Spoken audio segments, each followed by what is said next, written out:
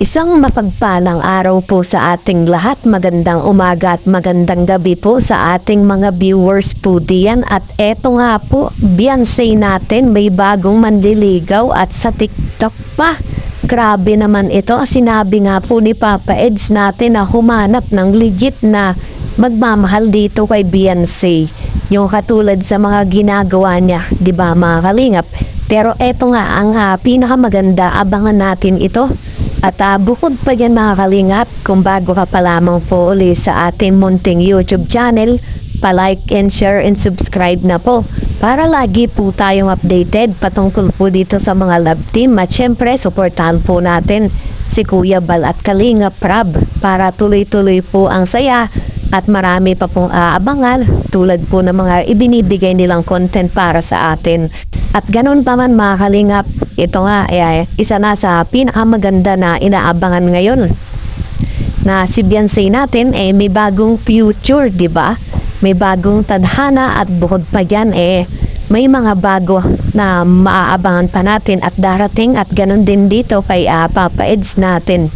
Syempre mga kalingap, isa na din sa good news, di ba? Yung magpatuloy sila at nagbibigay ng saya dito sa mga viewers na nanonood po mga kalingap. At ganun pa man, suportahan nyo itong ating content at reaction patungkol dito at mahamit pa tayong re-reactionan na mga beneficiary ni Kalingap Prab, di ba? Pero ngayon po issue kasi itong si Beyonce, kaya pinag-uusapan po natin at bukod pa yan trending na trending talaga mga kalingap. At ganun pa man mga kalingap, ito palang mandiligaw ni Beyonce na nasa TikTok mga kalingap, ang dami nga pong lumalabas na usap-usapan, kaya pala andito si Beyonce at nagla-live nga nagpapakita pala ng motibo.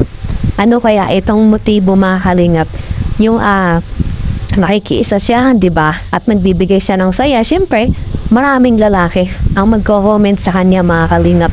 At bukod pa dito, ito pa na kaklase din niya lamang mga kalingap na nakakausap niya, binibigyan niya ng goods, di ba? Pero hindi naman ibig sabihin mga kalingap na sila na nandiligaw na pasok na sa standard ni Beyonce natin. Hindi po mga kalingap. Kumbaga, para sa atin, isang madaling sabi mandiligaw pa lamang po.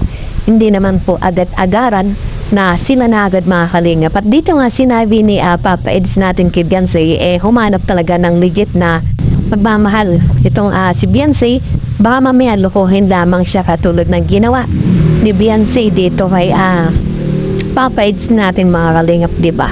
Mas maganda na yung payo ni Papa Eds kasi dumanas dito kay Beyonce natin ang kalungkutan mga kalingap.